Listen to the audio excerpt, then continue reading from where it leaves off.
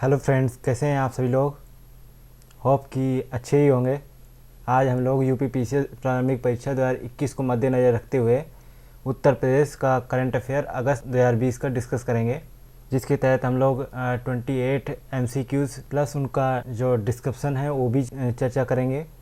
जो आने वाले महत्वपूर्ण एग्ज़ाम है, लेखपाल, ग्राम पंचायत अधिकारी, दरोगा, कांस्टेबल या रेवेन्यू ऑफिसर, इन सब एग्ज़ामों के लिए ये करंट अफेयर बहुत ही उपयोगी होने वाला है आप सभी लोगों के लिए। इसलिए हमारे साथ रेगुलर बने रहिए। चलिए देखते हैं क्वेश्चन नंबर पहला। क्वेश्चन नंबर पहला है, 17 अगस्त 2020 को केंद्रीय गृह मंत्रालय ने किस रेलवे स्टेशन का नाम बदलकर बनारस कर दिया है। उत्तर प्रदेश के किस रेलवे स्टेशन का नाम बदलकर केंद्रीय गृह मंत्रालय ने बनारस रख दिया है। तो इसका सही जवाब है ए ऑप्शन, मंडुआडीह जो है रेलवे स्टेशन है जो बनारसी के पास पड़ता है, उसका नाम बदलकर बनारस कर दिया है। दिल्ली से एक ट्रेन भी चलती है मंडुआडीह के लिए, ठीक है। तो लोगों को काफ़ी कन्फ्यूजन होता था, लोग अधिकतर जो है यूपी के मंडुआडीह को कम जानते थे, बनारस को ज़्यादा जानते थे, बनारस के नाम से ज़्यादा जानते थे। एक कल्चरल इफेक्ट भी पड़ता है, तो इस कारण से कल्चरल इफेक्ट को देखते हुए केंद्रीय गृह मंत्रालय ने जो प्रस्ताव आया था यूपी सरकार की तरफ से, उसको मानते हुए उसका नाम बदलकर मंडुआडीह का नाम बदलकर बनारस कर दिया है। चलिए देखते हैं क्वेश्चन नंबर दूसरा। 29 अगस्त 2020 को उत्तर प्रदेश सरकार ने मेजर ध्यानचंद विजय पथ योजना की शुरुआत की है। प्रारंभ में इस योजना के तहत प्रदेश के कितने अंतर्राष्ट्रीय खिलाड़ियों के घर तक पक्की सड़क बनाई जाएगी। 29 अगस्त 2020 को उत्तर प्रदेश की सरकार ने मेजर ध्यानचंद विजय पथ योजना की शुरुआत की है। इस योजना के तहत जितने भी अंतर्राष्ट्रीय खिलाड़ी हैं उनके घर तक पक्की सड़क बनवाई जाएगी। तो ऐसे कितने खिलाड़ी हैं जिनके घर तक पक्की सड़क बनवाई जाएगी, ये बताना है आपको। इसका सही जवाब है सी ऑप्शन, जो है 19 खिलाड़ियों के घर तक पक्की सड़क बनवाई जाएगी। इनमें से कुछ नाम जैसे हैं भुवनेश्वर कुमार, ठीक है, इंडियन फास्ट बॉलर हैं, पूर्व तेज गेंदबाज प्रवीण कुमार, पीयूष चावला और मोहम्मद कैफ जैसे नाम सम्मिलित हैं। नेक्स्ट है क्वेश्चन नंबर तीसरा। किस ई कॉमर्स मार्केट प्लेस ने उत्तर प्रदेश सरकार की वन डिस्ट्रिक्ट वन प्रोडक्ट योजना के तहत समझौता ज्ञापन पर हस्ताक्षर किए हैं। किस ई कॉमर्स कंपनी ने उत्तर प्रदेश की वन डिस्ट्रिक्ट वन प्रोडक्ट योजना के एक समझौता ज्ञापन पर हस्ताक्षर किए हैं। इसका सही जवाब है ए ऑप्शन, फ्लिपकार्ट ने। इसी MOU के तहत ODOP योजना के तहत कारीगरों, बुनकरों और शिल्पकारों को फ्लिपकार्ट समर्थ पहल के दायरे में लाया जाएगा, ताकि वो जो प्रोडक्ट बना रहे हैं उनको जो है कम कमीशन रेट पर फ्लिपकार्ट अपने यहाँ उपलब्ध करवा पाए, उनका सेल करवा के उनको अच्छी आमदनी दिलवा सके। इसलिए सरकार ने इस ई कॉमर्स कंपनी के साथ टाई अप किया है। नेक्स्ट है क्वेश्चन नंबर 4। हाल ही में उत्तर प्रदेश के मुख्यमंत्री श्री योगी आदित्यनाथ ने किस जिले में 300 बेड के कोविड अस्पताल का उद्घाटन किया है। किस जिले में 300 बेड के कोविड अस्पताल का उद्घाटन किया है। तो चौथे का सही जवाब है बी ऑप्शन, गोंडा जिले में। नेक्स्ट है क्वेश्चन नंबर 5। प्रधानमंत्री नरेंद्र मोदी ने वीडियो कॉन्फ्रेंस के द्वारा कहाँ स्थित रानी लक्ष्मीबाई RLB केंद्रीय कृषि विश्वविद्यालय के कॉलेज और प्रशासन भवनों का उद्घाटन किया। तो आपको ये बताना है रानी लक्ष्मीबाई केंद्रीय कृषि विश्वविद्यालय कहाँ स्थित है। तो इसका सही जवाब है डी ऑप्शन, झांसी में स्थित है। यह वर्तमान में भारतीय घास के मैदान और चारा अनुसंधान संस्थान झांसी से संचालित हो रहा है, क्योंकि मुख्य इमारतें अभी तैयार नहीं थी। उसी को मद्देनज़र रखते हुए प्रधानमंत्री मोदी ने रानी लक्ष्मीबाई केंद्रीय कृषि विश्वविद्यालय के कॉलेज और प्रशासन भवनों का उद्घाटन किया था। ये जो झांसी में स्थित है और ये बुंदेलखंड क्षेत्र का एक महत्वपूर्ण संस्थान है। इस विश्वविद्यालय में पहला शैक्षणिक सत्र 2014-15 में स्टार्ट हुआ था और इसमें कृषि, बागवानी, वानिकी में स्नातक और स्नातकोत्तर पाठ्यक्रम कराए जाते हैं। नेक्स्ट है क्वेश्चन नंबर 6। हॉकी के महानायक मेजर ध्यानचंद के सम्मान में हर साल 29 अगस्त को राष्ट्रीय खेल दिवस मनाया जाता है। उनका जन्म 29 अगस्त 1905 को उत्तर प्रदेश के किस जिले में हुआ था। उनका जन्म उत्तर प्रदेश के किस जिले में हुआ था। तो इसका सही जवाब है ए ऑप्शन, इलाहाबाद में हुआ था। भारत सरकार ने 2012 में इस दिन को राष्ट्रीय खेल दिवस के रूप में मनाने का फैसला लिया। कब मनाने का फैसला लिया? 29 अगस्त को। उनकी जो है उनके सम्मान में, हॉकी के महानायक मेजर ध्यानचंद के सम्मान में 29 अगस्त को राष्ट्रीय खेल बनाने का निर्णय लिया गया था। कब लिया गया था? 2012 में। नेक्स्ट है क्वेश्चन नंबर 7। संस्कृति मंत्रालय ने भारतीय पुरातत्व सर्वेक्षण ASI के 7 नए सर्कलों की घोषणा की है, जिसमें से उत्तर प्रदेश का पहला पश्चिमी उत्तर प्रदेश में मेरठ है। वहीं दूसरा बुंदेलखंड का कौन सा जिला सम्मिलित है? जो ASI के 7 सर्किल हैं उनमें पहला जो है पश्चिमी उत्तर प्रदेश का, दूसरा बुंदेलखंड का। तो कौन सा है बुंदेलखंड का? तो जिला है डी ऑप्शन, झांसी। जो 7 नए सर्किलों की घोषणा की गई है, जिनमें से मध्य प्रदेश, तमिलनाडु, उत्तर प्रदेश, कर्नाटक, पश्चिम बंगाल और गुजरात सम्मिलित किए गए हैं। इनमें से त्रिची, रायगंज, राजकोट, जबलपुर, झांसी और मेरठ नए सर्किल के रूप में घोषित किए गए हैं। और देश में पहले से ही 29 जो सर्किल हैं, जिसमें उत्तर प्रदेश में लखनऊ और आगरा पहले से ही है। 2 और सम्मिलित हो गए। उत्तर प्रदेश से कितने हो गए? 4। तो अब टोटल 4 कौन से हैं? पहला तो ये हो गया लखनऊ, दूसरा आगरा, तीसरा जो है झांसी, चौथा मेरठ। ये हैं उत्तर प्रदेश से 4 सर्किल हो गए हैं। ठीक है, आगे बढ़ें। क्वेश्चन नंबर देखते हैं 8वां। क्रिसिल की रिपोर्ट के अनुसार निम्नलिखित में से किस राज्य में कोरोना वायरस लॉकडाउन के दौरान मनरेगा मजदूरों की औसत आय में वृद्धि देखी गई, जहां पहले 4 महीनों में कार आवंटन में 50% से अधिक की वृद्धि हुई है? किस राज्य में कोरोना वायरस लॉकडाउन के दौरान मनरेगा मजदूरों की औसत आय में वृद्धि देखी गई है? तो इसका सही जवाब है ए ऑप्शन, उत्तर प्रदेश में। और भी राज्य हैं जहां ये देखा गया है, लेकिन यहाँ पे ऑप्शन में केवल एक ही राज्य सही है, तो उत्तर प्रदेश दिया हुआ है। नेक्स्ट है क्वेश्चन नंबर 9। लेकिन ये थोड़ा सा देख लेते हैं इसका जो है डिस्क्रिप्शन।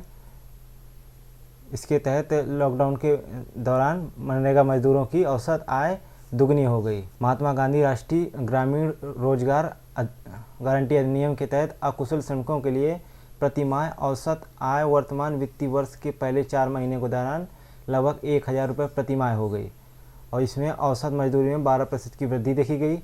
ऐसे कौन से राज्य थे जहां पे ये प्रवृत्ति बढ़ने की प्रवृत्ति देखी गई औसत आय में? तो हरियाणा ऐसा राज्य था, उत्तर प्रदेश, बिहार, पश्चिम बंगाल, उड़ीसा और गुजरात में ये जो है औसत आय में, मजदूरों की औसत आय में वृद्धि देखी गई, जहां पहले 4 महीने में कार आवंटन में 50% से अधिक की वृद्धि देखी गई। केंद्र सरकार ने बजट में ये 2021 के बजट में 61,500 करोड़ रुपए आवंटित किए थे, और बाद में ग्रामीण अर्थव्यवस्था का समर्थन के लिए महामारी के कारण आवंटन में 40,000 करोड़ रुपए की वृद्धि कर दी गई। 1 लाख करोड़ के आसपास ये होगा। नेक्स्ट देखते हैं क्वेश्चन नंबर 9। 1 लाख से अधिक आबादी वाले शहरों में अधिकतम नागरिकों की भागीदारी के मामले में उत्तर प्रदेश में कौन सा शहर प्रथम रैंक पर है? 9वें का सही जवाब है डी ऑप्शन, शाहजहांपुर। नेक्स्ट है क्वेश्चन नंबर 10वां। सबसे साफ गंगा शहर के रूप में उत्तर प्रदेश के किस शहर को प्रथम स्थान प्राप्त हुआ? सबसे साफ गंगा शहर के रूप में उत्तर प्रदेश के किस शहर को प्रथम स्थान प्राप्त हुआ है? तो 10वें का सही जवाब है ए ऑप्शन, वाराणसी को प्राप्त हुआ है। अगला है क्वेश्चन नंबर 11। इनमें से कौन सा कथन सत्य है? पहला है, हाल ही में उत्तर प्रदेश सरकार ने इलेक्ट्रॉनिक्स विनिर्माण नीति 2020 की घोषणा की। ये बिल्कुल सही है कथन। इस नीति का उद्देश्य अगले 5 वर्षों में 40,000 करोड़ रुपए के निवेश को आमंत्रित करना और 4 लाख प्रत्यक्ष रोजगार उत्पन्न करना, मतलब डायरेक्ट रूप से। तो दोनों ही कथन सत्य हैं, इसलिए ऑप्शन सी सही है। नेक्स्ट है question number 12। Uttar Pradesh cadre के किस IPS अधिकारी MD जावेद अख्तर को महानिदेशक अग्निशमन सेवा, नागरिक सुरक्षा और होम गार्ड नियुक्त किया गया है? तो किनको किया गया है? MD जावेद अख्तर को नियुक्त किया गया है। इसमें थोड़ा सा गलत हो गया था, यहाँ पे ये काटना चाहिए था क्वेश्चन के लिए।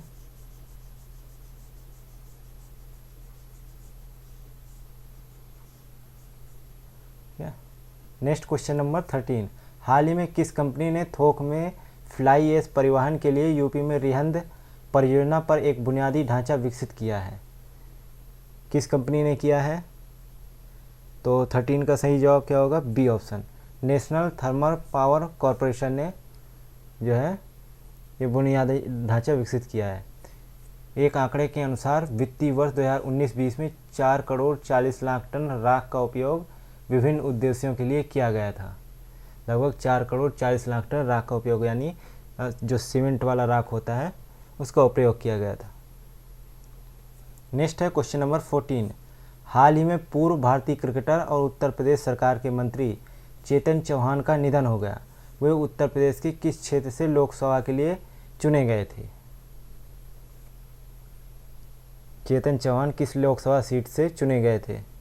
तो 14 का सही ऑप्शन है बी ऑप्शन, अमरोहा की सीट से चुने गए थे। 14 का डिस्क्रिप्शन, वह 73 वर्ष के थे और चेतन चौहान यूपी मंत्रिमंडल में सैनिक कल्याण, होमगार्ड, पीआरडी और नागरिक सुरक्षा मंत्री रह चुके थे और 1991 और 98 में 2 बार उत्तर प्रदेश के अमरोहा से लोकसभा के लिए भी चुने गए थे।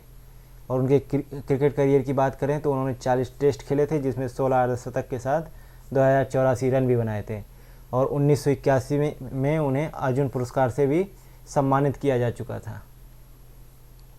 नेक्स्ट देखते हैं क्वेश्चन नंबर 15। रक्षा मंत्री श्री राजनाथ सिंह ने नौसेना नवाचार और स्वदेशीकरण संगठन का शुभारंभ किया। इस अवसर पर भारतीय सेना ने उत्तर प्रदेश के किस संस्थान के साथ समझौता ज्ञापन पर हस्ताक्षर किए? तो 15 का सही जवाब है B option, Uttar Pradesh expressway औद्योगिक विकास प्राधिकरण के साथ समझौता किया भारतीय नौसेना ने। अगला है क्वेश्चन नंबर 16। हाल ही में उत्तर प्रदेश में किस संस्थान ने BEEG नामक स्वदेशी सीड बॉल विकसित की है? किस संस्थान ने किया है? इसका राइट आंसर क्या होगा बताइए आप। बहुत अच्छा क्वेश्चन है, इम्पोर्टेंट क्वेश्चन है। इसका सही जवाब है बी आंसर, IIT कानपुर ने स्वदेशी सीड बॉल विकसित की है।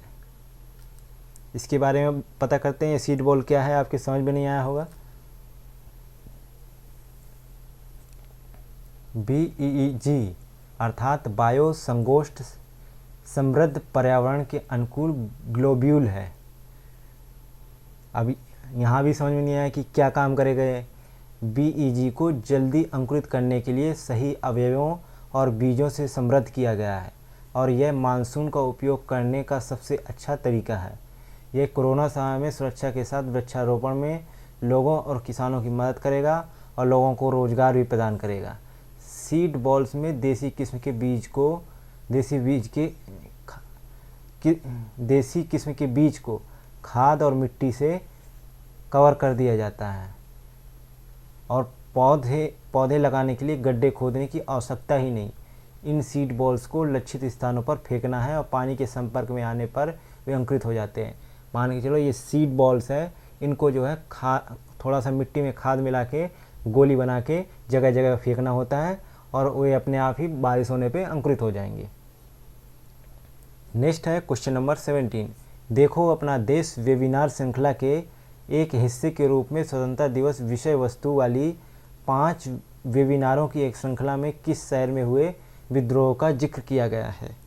इस वेबिनार में 5 वेबिनार हुए, जिनमें से एक श्रृंखला के रूप में किस शहर में हुए विद्रोह का जिक्र किया गया है? तो इसका सही जवाब है सी ऑप्शन, मेरठ में 1857 की क्रांति का जिक्र किया गया है। नेक्स्ट है question number 18। National statistical office द्वारा जारी एनवी स्टेट्स इंडिया रिपोर्ट 2020 के अनुसार तीव्र श्वसन संक्रमण के कारण सबसे अधिक मौत के मामले में उत्तर प्रदेश किस पायदान पर है? 18 का सही जवाब है बी ऑप्शन, दूसरे पायदान पर है। तो यहाँ इसका डिस्क्रिप्शन देखते हैं। 2019 में हीट वेव के दिनों की संख्या 82.6% की दर से वृद्धि हुई। यह संख्या 157 दिन की हो गई है। राजस्थान में सबसे अधिक 20 दिन हीट वेव दर्ज किया गया। इसके बाद उत्तर प्रदेश और उत्तराखंड में 13 दिन का हीट वेव दर्ज किया गया। साथ ही 2018 में तीव्र श्वसन संक्रमण से 3740 लोगों की मौत हो गई, जो पिछले 6 सालों में सबसे अधिक संख्या थी। वहीं तीव्र श्वसन संक्रमण के कारण सबसे अधिक मौतें पश्चिम बंगाल में 732 हुई, उत्तर प्रदेश में 699, आंध्र प्रदेश में 587 और दिल्ली में 492। तो उत्तर प्रदेश दूसरे पायदान पर है। नेक्स्ट है क्वेश्चन नंबर 19। हैकेथॉन सॉफ्टवेयर संस्करण के लिए एक राष्ट्रीय स्तर की प्रतियोगिता थी जो Noida institute of engineering and technology NIET Uttar Pradesh में अब से कब तक आयोजित की गई थी। कब से कब तक आयोजित की गई थी ये बताना है आपको। तो 19 का सही जवाब है बी ऑप्शन, 1 से 3 अगस्त 2020 तक आयोजित की गई थी। अगला है question number 20। NRI unified portal किस राज्य द्वारा विदेशी भारतीय और राज्य के NRI निवासियों के लिए शुरू किया गया है ताकि उन्हें ज़रूरत के समय सहायता प्रदान किया जा सके। तो किस राज्य ने विदेशी भारतीय और राज्य के NRI निवासियों के लिए शुरू किया है? तो उस राज्य का नाम उत्तर प्रदेश है जिसने इस पोर्टल की शुरुआत की है। नेक्स्ट है क्वेश्चन नंबर 21। उत्तर प्रदेश के किस जिला अस्पताल में 2 मॉड्यूलर ऑपरेशन थिएटर के निर्माण के लिए एक समझौता ज्ञापन पर हस्ताक्षर किए गए हैं? तो ये जो 2 मॉड्यूलर ऑपरेशन थिएटर बनेगा किस जिला अस्पताल में बनेगा? तो ये जो है सिद्धार्थनगर जिला अस्पताल में बनेगा। नेक्स्ट है क्वेश्चन नंबर 22। उत्तर प्रदेश के मुख्यमंत्री योगी आदित्यनाथ ने किन जातियों के लिए नवीन रोजगार योजना की शुरुआत की है? किन जातियों के लिए नवीन रोजगार योजना की शुरुआत की है? तो इसका सही जवाब है सी ऑप्शन, अनुसूचित जातियों के लिए इस योजना की शुरुआत की है। नेक्स्ट है क्वेश्चन नंबर 23। 20 अगस्त 2020 को उत्तर प्रदेश सरकार ने उत्तर प्रदेश के बुंदेलखंड क्षेत्र में जल संसाधन प्रबंधन के लिए किस देश के जल संसाधन मंत्री के साथ समझौते पर हस्ताक्षर किए हैं? तो किस देश के जो है जल संसाधन मंत्री के साथ ये समझौता हुआ है? तो इसका सही जवाब क्या होगा? डी ऑप्शन, इजराइल के जल संसाधन मंत्री के साथ में उत्तर प्रदेश सरकार ने ये समझौता किया है। क्वेश्चन है अगला 24। उत्तर प्रदेश के टेक्निकल एजुकेशन मिनिस्टर जिनका अभी हाल ही में कोरोना वायरस के चलते निधन हो गया, उनका क्या नाम था? 24 का सही जवाब है ए ऑप्शन, कमला रानी वरुण नाम था। क्वेश्चन है अगला 25 नंबर। किस प्रदेश सरकार ने थर्ड जेंडर को भी भूमि के स्वामित्व और अधिकार तथा संपत्ति में उत्तराधिकार देने का फैसला किया है? किस प्रदेश सरकार ने किया ये फैसला? तो उत्तर प्रदेश सरकार ने ये किया है फैसला, जो थर्ड जेंडर को भी भूमि के स्वामित्व अधिकार और संपत्ति में उत्तराधिकारी घोषित किया जा सकता है। क्वेश्चन है अगला 26। सांख्यिकी मंत्रालय द्वारा जारी आंकड़ों के अनुसार देश की GDP में उत्तर प्रदेश का कितना % योगदान है? 26 का सही जवाब बी ऑप्शन, 8.05% योगदान है। 8.05% योगदान है। नेक्स्ट है क्वेश्चन नंबर 27। उत्तर प्रदेश सरकार ने किसकी अध्यक्षता में नई राष्ट्रीय शिक्षा नीति 2020 के सफल क्रियान्वयन हेतु एक टास्क फोर्स का गठन किया है? एक टास्क फोर्स का गठन किया है राष्ट्रीय शिक्षा नीति के सफल क्रियान्वयन के लिए। तो इसका सही जवाब है B option, doctor Dinesh Sharma जो उत्तर प्रदेश के उप मुख्यमंत्री हैं। अगला है क्वेश्चन नंबर 28 और आज का अंतिम क्वेश्चन। उत्तर प्रदेश सरकार प्रदेश का सबसे बड़ा 400 हेक्टेयर क्षेत्रफल में डिफेंस कॉरिडोर कहाँ बनवा रही है? 400 हेक्टेयर क्षेत्रफल में डिफेंस कॉरिडोर कहाँ बनवा रही है? तो इसका सही जवाब है ए ऑप्शन, अलीगढ़ में बनवा रही है। अरे भैया सुनो सुनो, हाँ तुम्ही से कह रहे हैं। अब यहाँ तक आ ही गए हैं तो मतलब वीडियो अच्छी लगी है, और वीडियो अच्छी लगी है तो लाइक करना शर्माना कैसा? तो हमारी वीडियो को लाइक करें, शेयर करें और चैनल को सब्सक्राइब करना बिल्कुल ना भूलें। धन्यवाद।